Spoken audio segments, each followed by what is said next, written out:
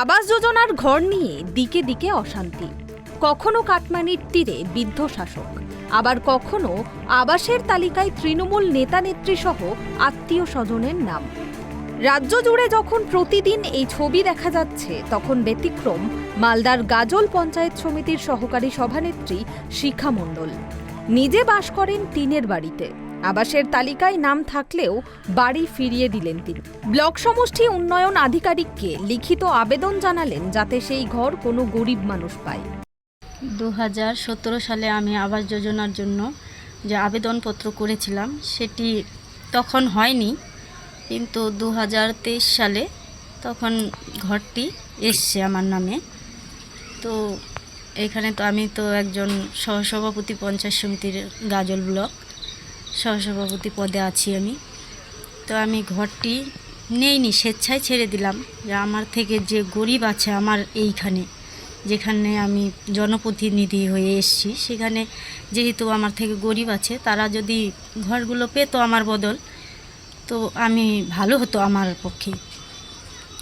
ওর জন্যই আমি ছেড়ে দিলাম। আরও দুটো ছিল, ও দুটোও কেটে গেছে কিছু কারণে হয়তো।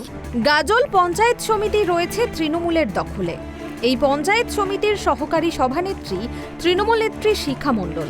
তিনি গোবিন্দপুর আমাইটোরের বাসিন্দা। নিজেই আর্থিক দিক থেকে পিছিয়ে পড়া পরিবার, বাস করেন টিনের বাড়িতে। পলিথিনের তাঁবু দিয়ে তৈরি রান্নাঘরেই চলে রান্না, এভাবেই চলে দিন গুজরান। স্বামী কৃষক, সংসারে 2 পয়সা বাড়তি উপার্জনের জন্য স্বামীর সাথে জমিতে কৃষিকাজ করেন শিখা দেবী। 2017 সালে সরকারি আবাসের জন্য আবেদন করেছিলেন তিনি। 2023 সালে লিস্টে নামও আসে।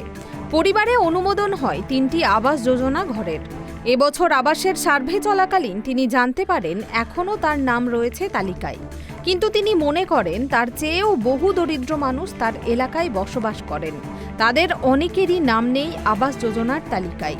তাই বিডিওকে লিখিতভাবে জানিয়ে আবাস যোজনা থেকে তার এবং তার পরিবারের অন্যান্য সদস্যদের নাম বাদ দেওয়ার অনুরোধ জানিয়েছেন। সেই ঘর যাতে অন্য কোনো দরিদ্র মানুষ পায়, সেই কারণেই এই সিদ্ধান্ত বলে জানিয়েছেন শিখা দেবী। তার সিদ্ধান্তে খুশি তার স্বামী। আজকে যারা আমাদের তাকে ভোট দিয়ে জনপ্রতিনিধি করেছে, আজকে এখানকার গরিব দুঃখী যদি পায় ঘরটি, তাহলে আমরা খুশি হব। যে আমরা পাইনি এটারই আমাদের কোনো সুখ নাই, সুখ তাপ নাই, যে আমরা চাই যে গরিব মানুষ পাক। এটা আপনাদের ঘরের পরিস্থিতি ঠিক নেই, ঠিকমতো রান্নাঘর নেই। এখন যেহেতু আমি একটা আমার ওয়াইফ যে জনপ্রতিনিধি, একটা পঞ্চায়েত সমিতির সহকারী সভাপতি, সে যদি ঘরটি নেয় তাহলে মানুষের কাছে একটা বার্তা খারাপ যাবে, যে আমি চাই সেই বার্তাটা যেন মানুষ না কোনো দৃষ্টি আকর্ষণ না করতে পারে। এর জন্যই আমরা ঘরটা ছেড়ে দেব। কিন্তু এই নিয়ে শুরু হয়েছে রাজনৈতিক চাপানোতর। দক্ষিণ মালদা সাংগঠনিক জেলার বিজেপির সাধারণ সম্পাদক অম্লান ভাদুড়ী বলেন, রাজ্য জুড়ে তৃণমূল নেতা নেত্রীদের নাম আবাস যোজনা তালিকায়, এমনকি আত্মীয়দেরও নাম রয়েছে তালিকায়। স্বজন পোষণ চলছে। গাজলের ঘটনা আইওয়াস মাত্র। সারা পশ্চিমবঙ্গ জুড়ে তৃণমূলের নেতারা স্বজন পোষণের মাধ্যমে তাদের আত্মীয়দের, কোথাও তাদের নিজেদের সমস্ত নাম আবাস যোজনার লিস্টে ইনক্লুডেড করিয়েছিল। কিন্তু এখন সারা পশ্চিমবঙ্গের পরিস্থিতি যা হয়েছে, সেখানে মানুষের বিক্ষোভ এবং সংবাদ মাধ্যম যেভাবে জিনিসগুলো বাইরে আসছে, স্বাভাবিকভাবেই তারা তাদের নাম বাদ দিচ্ছেন এবং সেটা ঘোষণা করছেন যে আমরা নাম বাদ দিয়ে দিলাম, এবং সেখানে একটা মহত্ব দেখাতে চাইছেন তারা। এটা আসলে কিছু নয়, এটা কেবলমাত্র একটা আইওয়াস। মালদা জেলা তৃণমূলের মুখপাত্র আশিস কুণ্ডু বলেন, গাজলের ঘটনা একটা দৃষ্টান্ত। মমতা বন্দ্যোপাধ্যায় তৃণমূল কর্মীদেরকে ত্যাগ করতে শিখিয়েছেন, মানুষকে ভালোবাসতে শিখিয়েছেন। তাই এই ধরনের নজির আপনারা দেখতে পাচ্ছেন। গরিব মানুষের টাকা বন্ধ করে দিয়ে কেন্দ্র সরকার রাজনীতি করছে।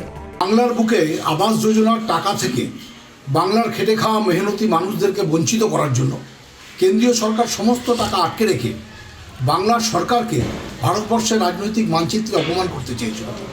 আমরা দেখেছিলাম আমাদের জননেত্রী মমতা বন্দ্যোপাধ্যায় দিল্লিতে ঘেরাও আন্দোলনের ডাক দিয়েছিলেন এই কেন্দ্র সরকার কাছ থেকে টাকা বাংলাতে ফিরিয়ে আনার জন্য।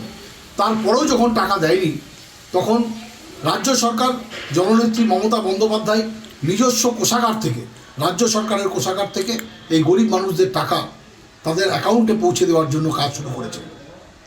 আমরা স্যালুট জানাই বিভিন্ন জায়গায় সমস্ত অফিসার্সরা ব্লকে ব্লকে নেমে যারা সঠিক মানুষ তারা যাতে টাকা পায়, মুখ্যমন্ত্রীর নির্দেশে তারা সেই কাজ ইতিমধ্যেই শুরু করে দিয়েছেন।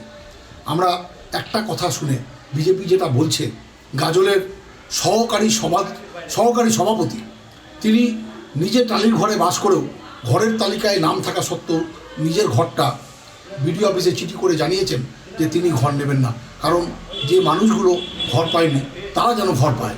এটা তো একটা দৃষ্টান্ত। রাজ্য জুড়ে আবাসে দুর্নীতির আবহে এই ছবি সত্যি প্রশংসনীয়। নিজে টিনের বাড়িতে বাস করেও তার থেকে গরিব মানুষের কথা চিন্তা করে ফিরিয়ে দিলেন আবাসের বাড়ি। মালদা থেকে রুহুল আমিনের রিপোর্ট, ট্রাইব টিভি বাংলা।